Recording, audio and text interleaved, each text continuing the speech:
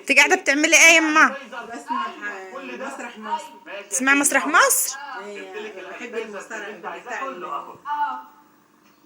تسمعي مسرح مصر ليه يعني؟ بحب اسمعه. لا ده انت تقومي ورانا حبه رز، عايزاك تنجيه. اه تنجي لنا حبه رز. ما عندناش رز بتنجي. انت كان نفسي اسمع المسرحيه دي. معلش هي بتيجي بالليل، قومي اسمي يلا. بتيجي بالليل فين بس؟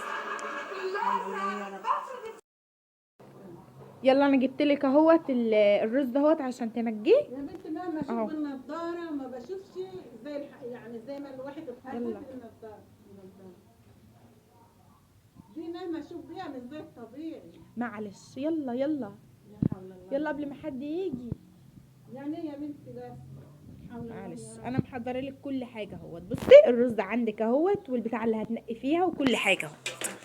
يلا نقي حبه رز كده. اصل انت قاعده ما بتعمليش حاجه. يعني انا ودي ما بشوفش مهما اشوف ما بشوفش بها قد كده. يا معلش معلش. اوعي اوعي يلا هتحط لي انا هتيجي على اللي انا هحطه. يلا انجيه. الله يا رب. يعني انا من الصبح ومعاك وبعمل معاك وبشيل عيال صغيره ومربيلكم، يعني كمان مش عاجبكم البس النضاره مهما كان. نجاوة الرز بالنضاره مش زي الطبيعي. هتيجي هتقولي لنا عايزه حبه رز. يا ما تعبت وجوزتك وارتحت برضك وما فيش راحه. بتعديني ان انا قاعده اسمع المسرحيه شويه. اصل انت قاعده ما بتعمليش حاجه، يحول الله يا ربي. بدل ما انت قاعده فاضيه كده وما راكيش حاجه، وبدل ما تسمعي المسرحيه تنجلك حبه رز ينفعوني. ماشي هنجي، امري لله هنجي.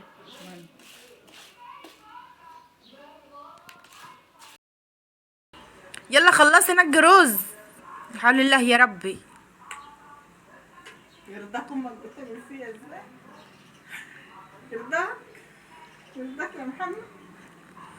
انت حبيبي يرضاكم لما عماله تشخط فيا وتقولي نجي رز وانا مش عارفه ابص كده.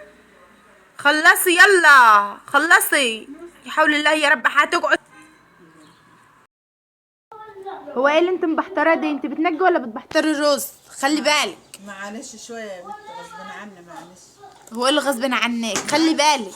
معلش شويه صغيرين. طيب ماشي خلي بالك، انت بتنجي رز خلي بالك. ماشي غصب عني.